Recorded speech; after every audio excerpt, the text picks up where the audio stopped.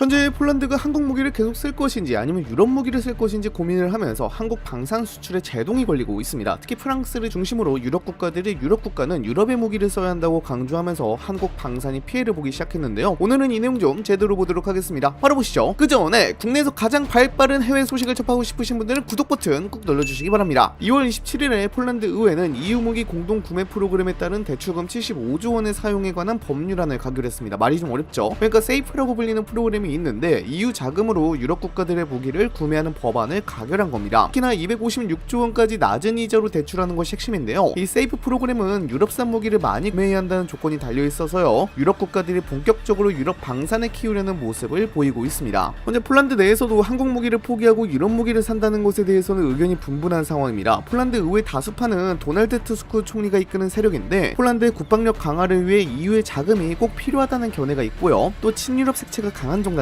하지만 반유럽 민족주의 성향이 짙은 법과 정의당은 무기 구매에 관한 폴란드의 정책 결정에 EU의 입김이 강하게 작용할 것이라는 점을 들어 반대를 하고 있죠. 거기다가 유럽 무기를 구매할 경우 언제 무기가 올지도 모르며 빠르게 무장을 해야 하는 상황에서는 빠르게 무기 공급이 가능한 한국 무기를 써야 한다고 강조하고 있습니다. 폴란드 자체가 이원집정제 정부 구조다 보니까요. 총리와 대통령이 서로 정당이 다릅니다. 총리의 경우에는 앞서 말씀드린 것처럼 친유럽 색채가 강한데 대통령은 무소속이긴 하지만 법과 정의당의 지지를 받고 있어서요. 폴란드 내부에서도 한국 무기를 쓸지 유럽 무기를 쓸지에 대해서 갑론을박이 이어지고 있습니다. 일각에서는 나부르츠키 대통령이 의회를 통과한 무기 공동구매 관련 법안에 거부권을 행사할 것이라는 관측이 나오고 있는데요. 이 상황을 폴란드 내부 정치 갈등으로만 보면 흐름을 놓치게 됩니다. 지금 한국 방산은 구조적으로 성장 국면에 들어와 있습니다. 한국은 휴전선 하나를 사이에 두고 수십 년 동안 전면전을 상정해온 국가입니다. 북한이라는 현실적 위협 앞에서 탄약 비축이나 포병 전력까지 총력전 개념으로 설계해왔습니다. 그 과정에서 군수산업은 생존의 문제였습니다. 생산 라인을 유지해야 했고 기술을 끊기지 않게 축적해야 했습니다. 냉전 이후 군수공장을 줄이거나 민수로 돌린 유럽과는 출발점이 다릅니다. 그래서 한국 무기는 가격 대비 성능이 뛰어나다는 평가를 받고 있습니다. 이건 마케팅 문구가 아니라 구조에서 나오는 경쟁력입니다. 한국은 수십 년 동안 상시 대비 태세를 유지해온 국가입니다. 전면전을 가정한 군 구조 속에서 포병 전력, 기갑 전력, 탄약 비축 체계를 꾸준히 유지해왔습니다. 생산 라인을 멈추지 않았고 숙련 인력을 놓치지 않았으며 협력업체 생태계도 계속 굴려왔습니다. 그 결과 이미 대량 생산 체계가 완성돼 있고 부품 공급망도 안정적으로 연결되어 있습니다. 대표적인 사례가 K9 자주포입니다. 이 장비는 일주일에 두세 문씩 생산이 가능할 정도로 라인이 돌아가고 있습니다. 생산 속도가 빠르다는 건 계약 이후 실제 인도 시점이 앞당겨진다는 의미입니다. 지금처럼 전쟁 위협이 현실화한 상황에서는 성능만큼이나 납기 속도가 중요합니다. 유럽 일부 국가는 동일한 체계를 도입하고 실전 배치하기까지 수년이 걸리기도 합니다. 생산 설비 증설, 인력 확보, 부품 조달 재정비까지 시간이 필요하기 때문입니다. 반면 한국은 이미 준비된 상태에서 계약을 체결하고 바로 생산에 들어갈 수 있습니다. 우크라이나 전쟁 이후 유럽 전역에서 재무장 흐름이 가속화됐습니다. 탄약 재고는 급감했고 포병 전력의 중요성이 다시 주목받았습니다. 문제는 시간입니다. 당장 전력을 보강해야 하는 국가 처지에서는 5년 뒤 인도되는 무기보다 1, 2년 안에 받을 수 있는 장비가 훨씬 절실합니다. 한국은 이 지점을 정확히 파고들고 있습니다. 가격 경쟁력, 검증된 성능, 그리고 빠른 납기라는 세 가지 요소를 동시에 충족시키는 공급자는 많지 않습니다. 그래서 재무장이 시급한 국가들의 한국은 지금 즉시 전력을 올려줄 수 있는 파트너로 인식되고 있습니다. 이 속도 경쟁에서 앞서 있다는 점이 한국 방산의 가장 큰 무기입니다. 근데 이거를 유럽 국가들이 견제하기 시작한 겁니다. 특히 프랑스를 중심으로 유럽 국가들은 유럽 무기를 써야 한다고 강조하고 있는데요. 프랑스의 입김이 계속 유럽 국가에 들어가다 보니까요. 한국 무기들이 수출 직전에 자초되는 상황도 여러 번 발생하기도 했습니다. 당장 이러한 기류를 최근 사례에서도 잘 볼 수 있는데요. 폴란드의 경우에는 무기를 팔고 싶다면 무기 구매에 기술 이전 등 절충 교육을 강화해야 한다고 강조했습니다. 콘라트 고어타 폴란드 국유자산부 차관은 최근 몇 년간 폴란드의 미국 장비 구매가 종종 상호 투자 계약 없이 이뤄졌고 이는 미국의 안보 우산 아래 머물기 위해 기꺼이 지급한 일종의 안보 비용으로 간주했다고 발언했습니다. 그러면서 이런 접근 방식이 폴란드를 순진한 고객으로 만들었다고 덧붙였는데요. 이어 블룸버그 통신이 분석하길 폴란드 정부가 미국과 한국 등지에서 군사 장비를 사들이는데 국방 예산을 대부분 쏟아붓는 동안 국내 업계는 혜택을 거의 받지 못한다는 비판이 커지고 있어서 이런 선택을 한 것이라고 분석했습니다. 이와 더불어 EU 내에서도 폴란드에 대한 압박이 이어졌는데 당장 EU는 회원국의 무기 구매 자금을 빌려주면서 유럽산을 권장하곤 했습니다. 거기다가 폴란드는 잠수함도 스웨덴제를 선택하게 되었죠. 한국에서는 이런 상황을 타개하고자 현지화 전략을 쓰고 있는데요. 하나 에어로스페이스의 경우에는 폴란드의 WB그룹과 합작 미사일 공장을 폴란드 내에 설립하여 2029년까지 건설을 마친 후 2030년부터 폴란드 내 미사일 생산을 시작하는 것을 목표로 잡기도 했습니다. 또 현대로템의 경우에는 폴란드 국영 방산업체인 PGG와 협력해서요. K2 전차의 폴란드 수출형인 K2PL 계약 물량 64대 가운데 61 대를 현지에서 생산하기로 하기도 했습니다. 루마니아도 역시 한국산 무기 도입을 추진하니까요. 하나 에어로스페이스는 루마니아에 HAS 유럽 공장을 건설해 현지화 전략을 이어나가려 하고 있죠. 그런데 이런 경쟁력에도 불구하고 유럽의 견제는 쉽게 사라지지 않고 있습니다. 특히 프랑스는 유럽 방산 핵심축을 자처해온 국가입니다. 프랑스는 오래전부터 전략적 자율성을 강조해왔고 유럽은 유럽 무기로 지켜야 한다는 논리를 꾸준히 밀어붙이고 있습니다. 그 배경에는 자존심만 있는 것이 아닙니다. 수십 년 동안 구축해온 방산 생태계와 일자리, 기술 주도권이 걸려 있습니다. 유럽 각국이 전투기, 전차, 미사일, 잠수함 사업을 공동으로 추진해온 이유도 영내 산업을 묶어두기 위한 전략적 선택이었습니다. 이런 구조 안으로 한국이 빠르게 파고들고 있는 상황은 분명 위협으로 인식될 수밖에 없습니다. 특히 동유럽 국가들이 한국 무기를 적극 도입하면서 기존 공급망이 흔들리고 있습니다. 납기 속도와 가격 경쟁력에서 밀릴 경우 기존 업체들은 시장 점유율을 빠르게 잃을 수 있습니다. 방산은 한번 계약이 체결되면 수십 년간 후속 군수 지원과 업그레이드 사업이 이어지는 산업입니다. 초기 수주를 빼앗기면 장기적인 매출 기반도 함께 흔들립니다. 그래서 유럽 내부에서는 공동 자금 지원 프로그램을 통해 영내 생산 비율을 높이고 비유럽 국가의 참여를 제한하려는 움직임이 이어지고 있습니다. 이는 시장 논리만이 아니라 정치적 판단이 결합한 방어 전략입니다. 앞으로도 이러한 견제는 형태를 바꿔가며 지속될 가능성이 큽니다. 기술 이전 요구를 강화하거나 현지 생산 비율을 높이거나 공동 개발 조건을 내세우는 방식으로 진입 장벽을 세울 수 있습니다. 한국이 유럽 시장에서 영향력을 확대하려면 가격과 속도만으로는 부족합니다. 산업 협력 구조를 설계하고 현지 일자리 창출과 기술 파트너십을 함께 제시합니다. 지금 벌어지는 경쟁은 무기 성능의 싸움이 아니라 산업 주도권을 둘러싼 장기전입니다. 이 흐름을 읽지 못하면 기회는 빠르게 사라질 수 있습니다. 무엇보다 지금 한국 정부는 우크라이나에 대한 간접 무기 지원 체계, 이른바 나토의 펄 참여 여부를 두고 신중하게 검토하고 있습니다. 아직 최종 결정은 내려지지 않았습니다. 참여하더라도 살상 무기가 아닌 비살상 장비 위주로 한정하는 방안이 유력하게 거론되고 있습니다. 정부는 그동안 인도적 지원과 군수물자 지원을 이어왔지만 직접적인 무기 제공은 하지 않는다는 원칙을 유지했습니다. 이번에 펄 참여를 고민하는 배경에는 두 가지 축이 있습니다. 하나는 나토와의 전략적 결속 강화, 다른 하나는 방산협력 확대입니다. 나토는 현재 유럽 안보 질서의 중심입니다. 이 구조 안에서 신뢰를 쌓는 것은 방산 수출과 직결됩니다. 공동의 안보 부담을 나누겠다는 메시지를 분명히 보낼 경우 한국을 바라보는 시각은 달라질 수 있습니다. 성능과 가격만으로는 설명되지 않는 가치 연대의 문제가 작용하고 있기 때문입니다. 실제로 8조 원 규모의 폴란드 잠수함 사업에서 한국이 탈락한 배경 중 하나로 우크라이나 지원에 대한 태도가 모호하게 비쳤다는 분석이 제기된 바가 있습니다. 폴란드는 전쟁의 충격을 직접 체감하는 나토 최전선 국가입니다. 이런 환경에서는 안보 연대 의지가 분명한 파트너를 선호하는 경향이 강해질 수밖에 없습니다. 현재 약 60조 원 규모로 거론되는 캐나다 잠수함 사업에서도 한국은 독일과 경쟁하고 있습니다. 캐나다 역시 나토 회원국이며 우크라이나 지원에 적극적인 국가입니다. 이 점은 협상 환경에 영향을 줄 수 있습니다. 만약 한국이 펄에 참여해 간접 지원에 나선다면 정치적 신뢰 자산은 빠르게 축적될 가능성이 있습니다. 이는 무기 판매를 넘어 장기 군수 지원, 공동 연구 개발, 기술 협력 사업으로 확장될 수 있는 토대가 됩니다. 방산 수출 확대는 철강, 전자, 조선, 반도체 등 연관 산업으로도 파급됩니다. 식냉정 구도가 굳어지는 흐름 속에서 안보 블록화가 강화되고 있는 만큼 서방 진영 내에서의 입지를 분명히 할 경우 산업 전반에 걸친 기회도 함께 늘어날 여지가 있습니다. 어찌됐든 현재 유럽이 한국에 대해 견제를 하면서 한국 방산도 고민에 빠진 상황입니다. 이제 선택의 시간이 다가왔습니다.